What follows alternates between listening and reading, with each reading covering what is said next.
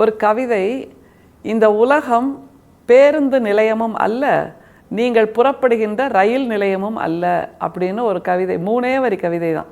இந்த உலகம் நீங்கள் வந்து சேருகின்ற பேருந்து நிலையமும் அல்ல, நீங்கள் புறப்படுகின்ற ரயில் நிலையமும் அல்ல அப்படின்னு. ஆனால் இந்த ஒரு சின்ன பயணம் வந்திருக்கோம்ல, அதுக்குள்ளே நாம் பண்ணுற பல விஷயங்கள் இருக்குல்ல, எல்லாமே கேலி கூத்தாகவும் இருக்குது, கேள்விக்குரியதாகவும் இருக்குது, கண்டனத்துக்குரியதாகவும் இருக்குது. ஆனால் சிந்திக்க சிந்திக்க அதை பற்றிய நகைச்சுவையை தருவதாகவும் இருக்குது. அப்படிங்கிறதான் வள்ளல் பெருமான் நமக்கு பல பாடல்கள் மூலமாக சொல்லி கொடுத்துக்கிட்டே இருக்காரு. இன்றைக்கி நம்ம பார்க்க போகிற பாடலில் அவர் பெரிய மளிகை கடை லிஸ்ட்டு மாதிரி ஒன்று கொடுக்குறார்.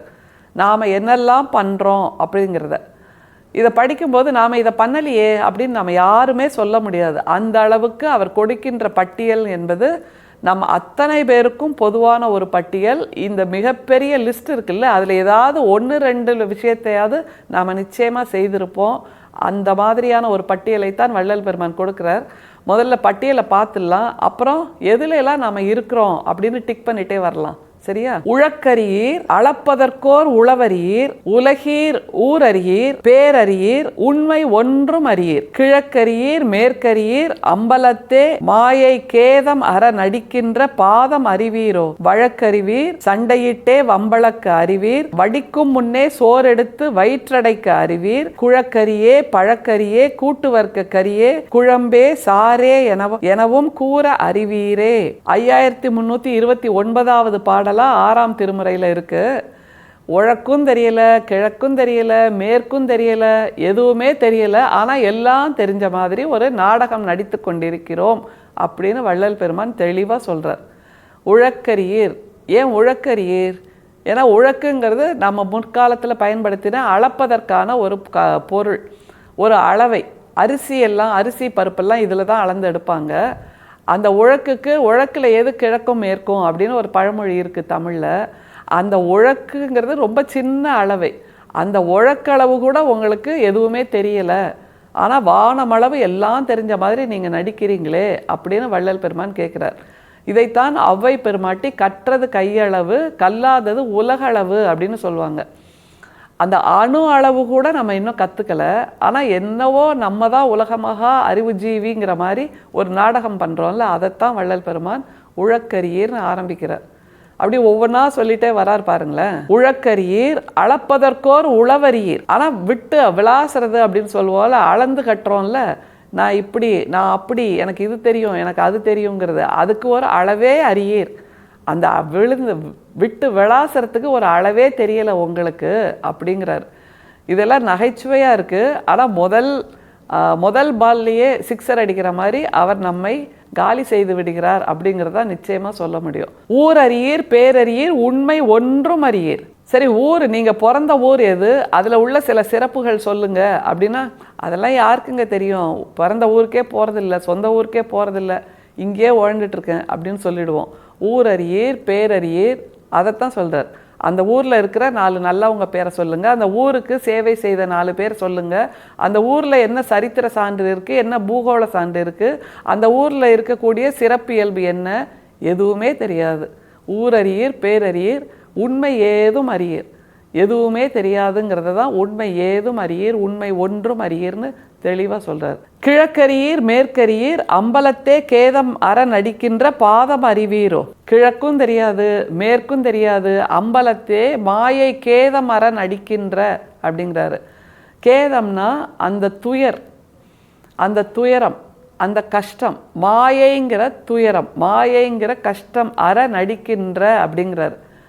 எவ்வளோ அழகான வார்த்தை இல்லை? அம்பலத்தேனா நம்ம மனசைத்தாங்க சொல்கிறாரு. மனசுங்கிற அந்த பீடத்தில் அந்த மாயைங்கிற கேதம் அற நடிக்கின்ற அந்த மாயை, அறியாமைங்கிற மாயை, இருள் என்கின்ற மாயை, எனக்கு எல்லாம் தெரியுங்கிற மாயை, நான் தான் இந்த உலகம்னு சொல்லக்கூடிய அந்த மாயை, அதை அறுத்தறிவதை போல் இருக்கக்கூடிய அந்த அம்பலத்தில் இருக்கக்கூடிய அந்த ஒளியை நீங்கள் அறிவீர்களா? அதுவும் தெரியாது.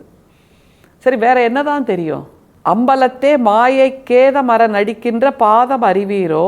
வழக்கறிவீர், சண்டையிட்டே வம்பளக்க அறிவீர். வழக்கறிவீர், சண்டையிட்டே வம்பளக்க அறிவீர்னா, வழக்கறிவீர்னா பக்கத்து வீட்டில் என்ன நடக்குது, முன் வீட்டில் என்ன நடக்குது, பின் வீட்டில் என்ன நடக்குது, உங்களுக்கு தெரியுமா அந்த வீட்டில் அந்த பொண்ணு இப்படி பண்ணிடுச்சான், அந்த வீட்டில் அந்த பையன் அப்படி பண்ணிட்டாராம், அந்த வீட்டு மாமா அப்படி பண்ணிட்டாராம், அந்த வீட்டு மாமி அப்படி பண்ணிட்டாங்களாம்.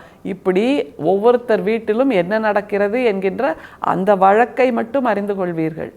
வேறு எதுவுமே தெரியாது. அது தேவையா நமக்கு? அதான் ஒவ்வொரு வீட்டுக்கும் பக்கத்தில் சுவர் இருக்குல்ல, அப்படின்னா என்ன அர்த்தம்? அந்த வீட்டின் கதைகள் நமக்கு தேவையில்லை.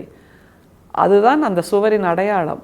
அப்படிங்கும்போது அதை நினைக்காமல், அதை பற்றி மரியாதை செய்யாமல், அதை கொஞ்சம் கூட சட்டை செய்யாமல் ஒவ்வொரு வீட்டையும் தாண்டி தாண்டி தாண்டி போய் நம்ம அந்த வீட்டு கதைகளை வழக்காக தெரிந்து கொண்டு வருகிறோம்.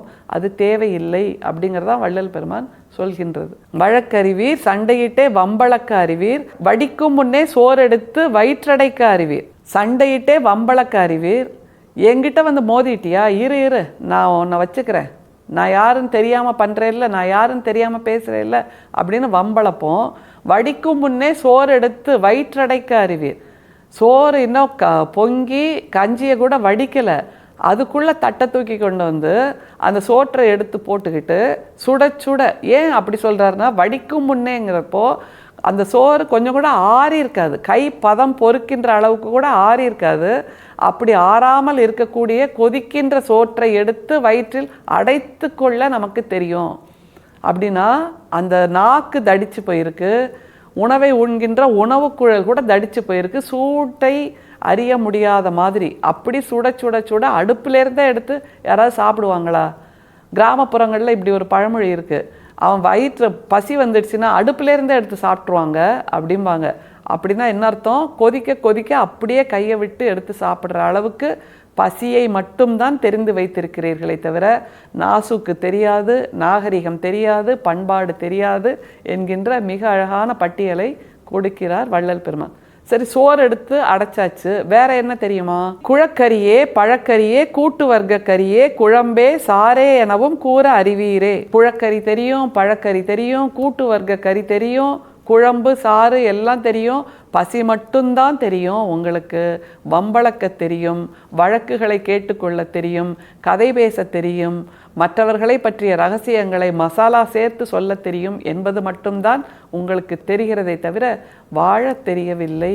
வாழ தெரியாத ஜென்மங்களாக வந்து சேர்கின்ற இந்த உலகத்தில் ரயில் நிலையமாக, பேருந்து நிலையமாக நாம் வாழ்ந்து முடித்து விடுகிறோம். இதற்கு பெயர் வாழ்க்கை என்றும் பெயர் செய்து கொள்கிறோம் என்கின்ற அந்த குரலைத்தான் வள்ளல் பெருமான் நமக்கு இந்த பாடலில் சொல்கிறார். இப்படியாகத்தான் நாம் இருக்க வேண்டுமா என்கின்ற ஒரு கேள்வி இந்நேரம் நம்ம மனசில் வந்திருக்கும். அந்த கேள்விக்கு பதில் இது. இந்த மாதிரியான சிந்தனைகளிலிருந்து நாம் வெளியே வர வேண்டும், இந்த மாதிரியான குணங்களிலிருந்து நாம் வெளியே வர வேண்டும். அப்படி வந்தால்தான் வள்ளல் பெருமானை நாம் அறிந்து கொள்கிறோம் என்பதற்கான சாட்சியாக அது இருக்கும். அருட்பெரும் சோதி, அருட்பெரும் சோதி, தனிப்பெரும் கருணை, அருட்பெரும் சோதி. மீண்டும் சந்திப்போம். நன்றி, வணக்கம்.